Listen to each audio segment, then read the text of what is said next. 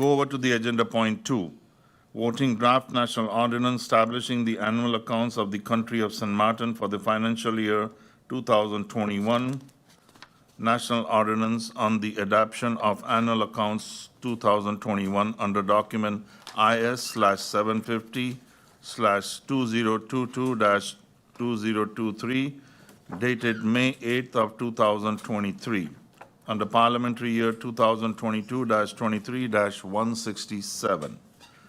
The draft national ordinance establishing the annual accounts of the country of St. Martin for the financial year 2021 was received on May 8, 2023 by Parliament.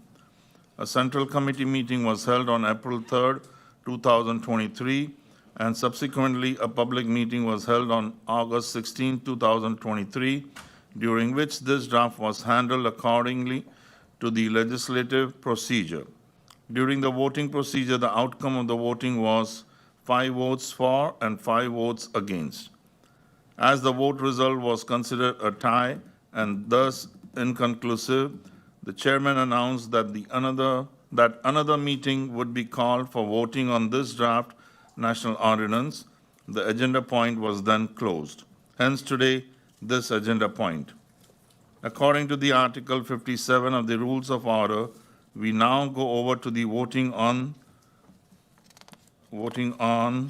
the draft national ordinance establishing the annual accounts of the country of St. Martin for the financial year 2021 under national ordinance on the adoption of annual accounts of 2021 under document IS/750/2022-23, dated May 8, 2023, under parliamentary year 2022-2023-167. We will vote on Article 1 till 4. Title: Consideration. The draft in its entirety. Does any member request voting by roll call? Any members of Parliament would like to motivate their vote? The time is now. I see MP Sarah Westcott Williams. Thank you once again, Mr. Chairman. Mr. Chairman, very briefly, my argumentation for voting against this draft national ordinance regarding the annual account of 2021 of the country St. Martin stand today, maybe even more so than at my initial vote. So, thank you. Thank you, MP Sarah Westcott. MP George Pantoflet. Mr. Chairman, when I look at where this government has reached in comparison to years gone by, 2012, Mr. Chairman, to 2021, financial accounts finally have been approved and taken care of. So therefore, Mr. Chairman, I must, Mr. Chairman, support this law. Thank you. Person is MP William Marlin. Thank you, Mr. Chairman. Mr. Chairman, I think a big thank you and congratulations to the Ministry of Finance and the entire support team that have worked tirelessly on these annual accounts. We can see another product of stability where governments have fallen and governments have changed and elections were held, and the focus of governments have not always been in the right place because they were there not long enough. The present Minister of Finance, Minister Artwell Irion, and his team has focused on something that had been neglected by several ministers or ministries over the years. And it is commendable that he has worked along with the team to bring us up to speed. And I hope that now, with the experience gathered and moving forward, that St. Martin can remain up to date with their annual accounts and therefore their financial reporting. I thank you, Mr. Chairman. Next person I see MP Angelique Rumu. MP Rumu, you have the floor. Thank you, Mr. Chairman. I too would like to motivate my vote in favor of this law and to also congratulate and commend the ministry and the minister, Mr. Artwell Irion, for a job well done. I thank you, Mr. Chairman. I don't see anyone else. MP Rayon Peterson.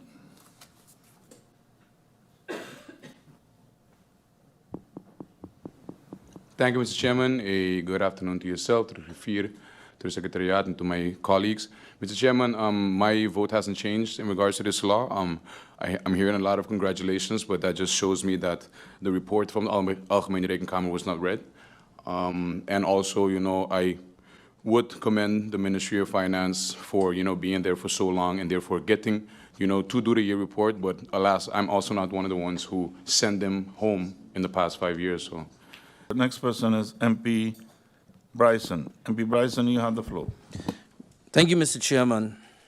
Mr. Chairman, indeed, when the financial statements come to the Parliament of St. Martin, it includes a report from the General Audit Chamber and advice from the Council of Advice together with the actual financial statements. All of the financial statements that have been handled by this Parliament include the same report. And in every single one of those General Audit Chamber findings, the same finding that was read the last time as a reason for why they're not voting on this one is the same exact statement that shows up every time. Yet, in previous financial statements, if I'm not mistaken, if they were not passed unanimously, they were passed by a very broad majority, including some of those that voted for it last time.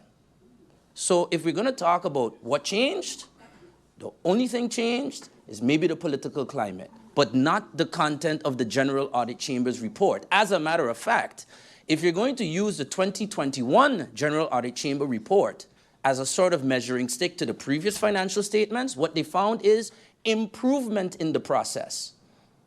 So, Mr. Chairman, I can understand maybe at the time, there was a little numbers game played, and I have to say, the leader of the PFP, she stepped up and said, hold on, guys, I didn't think I'm going to let this go down like this. So I have to commend her for that. Good political move. Keep the government in check, but don't plunge the government into a sort of legislative crisis, or the parliament rather. Very good move.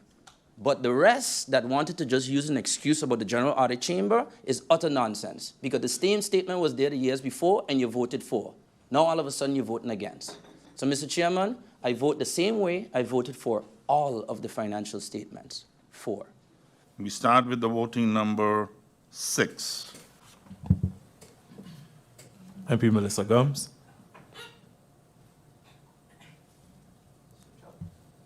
For. MP Grisha Heiliger Martin. Against. MP William Marlin. For. MP George Pantoflet. For. MP Rayon Peterson. Against. MP Hyacinth Richardson. For. MP Angelique Ramu. For. MP Ludmila De Weaver. Against. MP Sarah Westcott Williams. Against. MP Akeem Arundel. For. MP Rolando Bryson. For. MP Chanel Brownbill. For. MP Christophe Emmanuel. Against. Chairman of Parliament Siddharth Bishlani. For. The draft has been accepted with 9 for and 5 against. According to Article 88, subsection 1 of the Constitution of St. Martin, Parliament shall notify the government that Parliament has approved this draft law in its public meeting of today, Friday, September 15, 2023.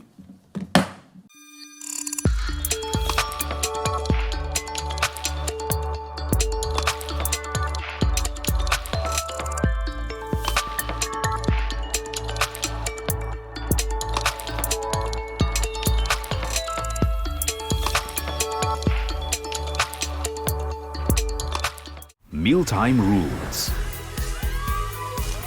Don't serve yourself first. Do not eat with your mouth open. Don't rest your elbows on the table. Don't make noise when eating. Does not apply when enjoying KFC buckets.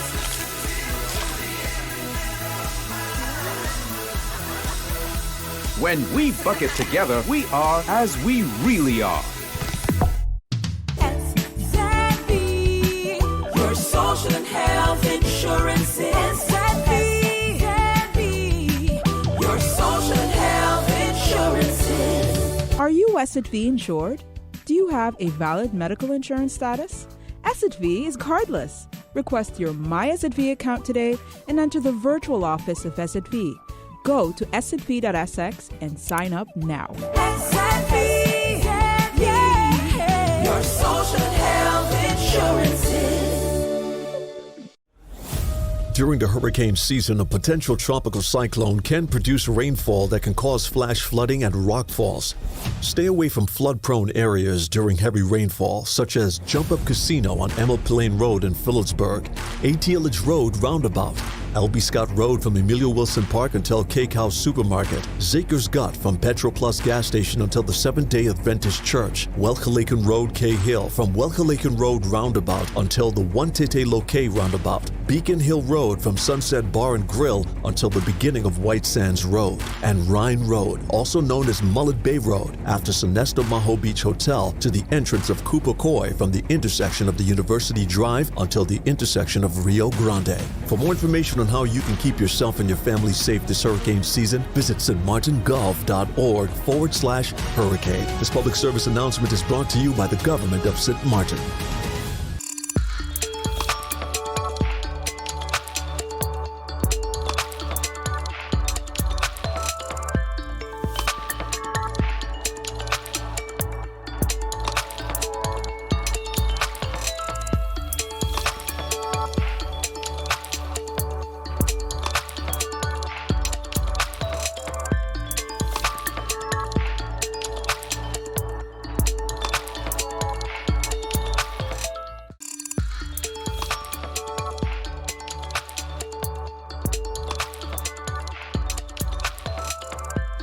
But the Prime Minister was upset that a member of Parliament said she's messing with the voters' registry.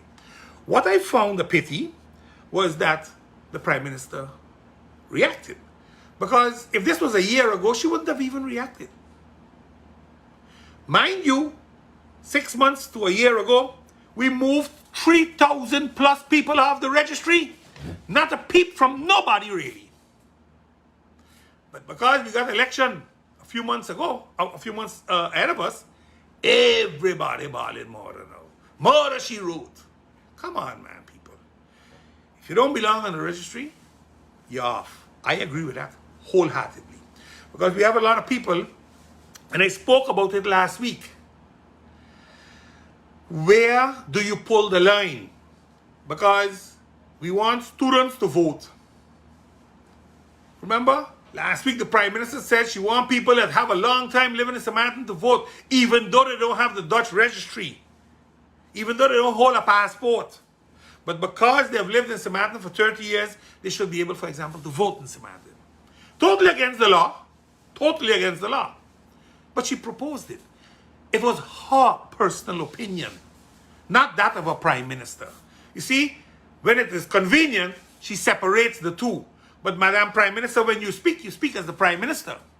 Like how they wrote in the newspaper. Once a civil servant, 24/7 a civil servant. You can't distinguish the difference between private and being a civil servant. Same goes for the Prime Minister. You can't distinguish when you're a Prime Minister and when you're not, once you're in public domain. So, the opinion you have is the opinion of the Prime Minister. Just like how your opinion was, St. Martin ain't ready for gay marriages. That was your opinion as Prime Minister to Van Hoffelen, not Silveira Jacobs' personal opinion. So you see, Madam Prime Minister, when you start this cry baby nonsense, I'm going to pack it up. And I'm going to expose you for the hypocrisy you carry with you when you do these type of things. And then you come talking about slander and all kind of stupidity. We're going to get to that just now too. But I find it strange because 6 months to a year ago, if you can recall, we were saying we're going to have 17 seats. conveniently, there was a census held, and 3,000 plus people, because we were 61,000 plus, we became 58,000, so we stayed at 15 seats. So had you spoken about that, MP, you'd have had my 100% support. But you didn't speak about that piece. You spoke about what's happening now, because it hit home. That's unfortunate. That, though, is unfortunate. We got to be honest, and we got to look at things in one view. I am across the board. If I feel it ain't the way to go, I'll tell it to you. No hard feelings for me, eh? Nothing personal, strictly business. Politics is the people's business, not ours. It's not our rum shop we run in. This is the people's business. Another thing that caught me was the blatant disrespect to the voters. That the up-governing period, what the NA up going to be doing. You're only doing that, you're not going to be re-elected. You can pretend so.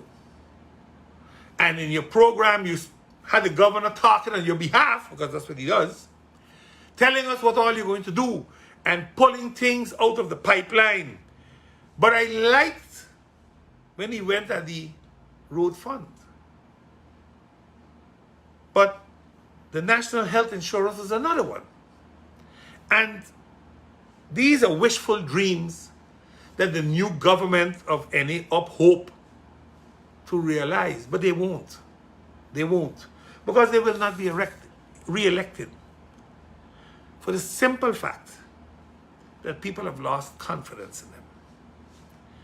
When you hear the part of the road fund in particular, I was happy because the road fund would mean, in accordance to the law, that monies collected for the number plate would be directed to the road fund, which cannot be touched by the government itself anymore, but that the fund will take care of all road maintenance, building of new roads, etc., etc. Naturally, in discussion with the Ministry of Romy and government, but they're responsible. They're the ones that are going to do it, not the government anymore.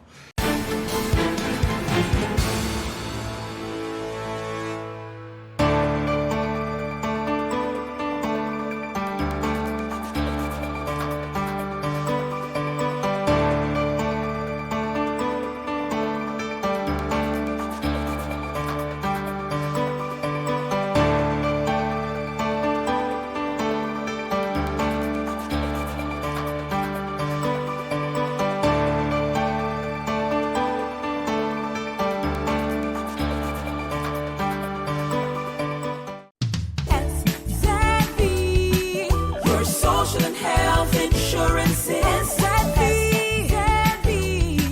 your social and health insurances. Are you SXV insured? Do you have a valid medical insurance status? SXV is cardless. Request your My SXV account today and enter the virtual office of SXV. Go to sxv.sx and sign up now. Your social and health insurances. With you, the new Kentaco. A combination that will surprise the most curious palates. Combining the deliciousness of KFC chicken and the practicality of a taco. With a doubly delicious ergonomic shape. Wow! Compatible with all types of bites. New Kentaco. Enjoy a double breaded chicken breast with our secret recipe. Cheese, lettuce, and tomato. New Kentaco, the innovation that's in everyone's mouth. It's hurricane season. Are you prepared?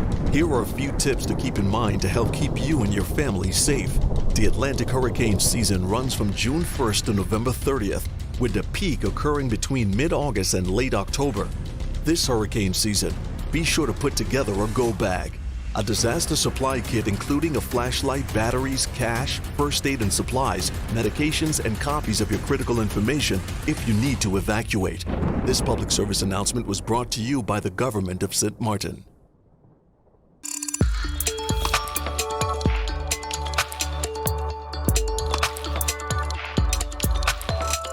Plans are being finalized for the build-out of the Williamsfield, Manchester to Hodges, St. Elizabeth leg of the Southern Coastal Highway Improvement Project, SHIP.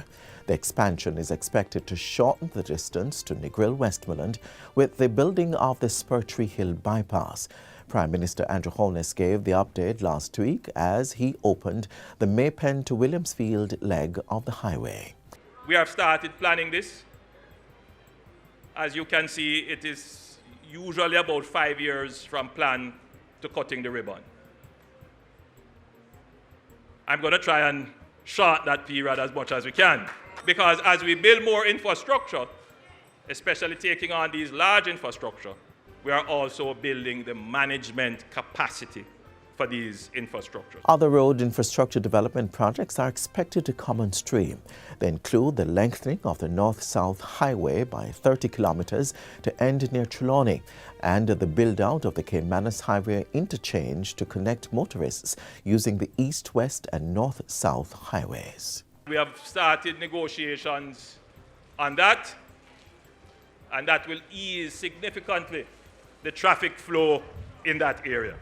Meanwhile, Prime Minister Holness says the level of infrastructure development taking place requires qualified human capital in science, technology, engineering and math STEM.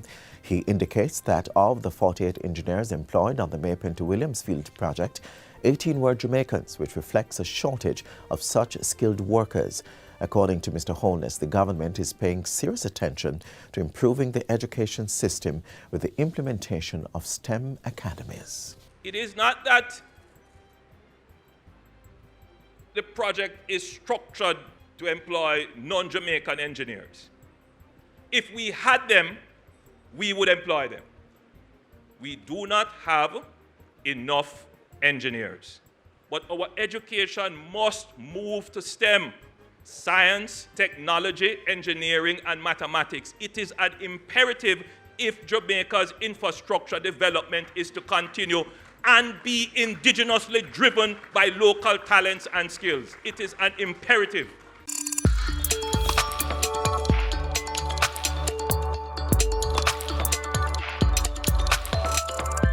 This year, we come again, and the battles continue. Indeed, they've been enhanced. What we have seen over the course of the summer and what we have seen over the course of this year, with the war in Ukraine and the concomitant consequences to ordinary people all over the globe with respect to inflation, with respect to scarcity of supply of goods, with respect simply to hardship. Access to food continues, regrettably, to be the environment within which we live. I had hoped that we would have seen improvement. But I'm now convinced more than ever that there comes a time when we must heed a certain call, as was said when others before us, when I was a student, sought to fight the great famine in Africa and came together as one world to make that definable difference. Last year, I asked us to do the same. And maybe it is, in the words of Jimmy Cliff, that we have to keep trying and trying and trying, but the world must stand up if our citizens are to live a better life. I say so today because it is easy to come only and complain, but the truth is that it is within our power to be able to make that difference and that definable change. And we must decide whether we want to stand for peace, and whether we want to stand for love, and whether we want to stand for prosperity, knowing that we choose to do so at the most difficult time and from the most difficult and deep place that we can do so in a very, very long time. I believe it is possible. But it is up to us to change possibilities into realities. Now, what do I mean? Mr. President, we have been speaking for a long time about the reform of this institution and about the recognition that there were only a quarter of the states that now exist when this institution was formed. Earlier this week, President Biden spoke of the need to reform the Security Council. We call and echo for that, but we go further because we believe that a Security Council that retains the power of veto in the hands of a few will still lead us to war, as we have seen this year. And therefore, the reform must not simply be in its composition, but also be in the removal of that veto. We also believe that the recognition of the G7 countries and the G20 countries as the informal subcommittee of governance of this world, if it is to be fair, must recognize that no longer can we accept that persons call year after year after year for the inclusion of the people of Africa and African descent to be included in the G7 and G20. For how can a world have at its core a subcommittee that excludes more than 1.4, 1.5 billion people of the world and expect it to reflect fairness and transparency in its decision-making? We ask that the determination be made by those countries who must understand that if we are to move from possibilities to realities, we must embrace a transparent framework that allows our people who are losing faith in their institutions and in the governance of this world to understand that fairness means something. That fairness means the ability for all to have a voice, and that we can't only speak to it within the corridors of democracy within the nation state, but it will only mean something when it also is reflected in our international community. And if I perhaps have one simple theme today, it is that that fairness and that togetherness is what is needed to bring about peace, love, and prosperity in this world. And no, this is not romanticism. These are hard realities that simply require decisions. And that is why I use that language from that great anthem, We Are the World. That there comes a time when we heed a certain call, when the world must come together as one,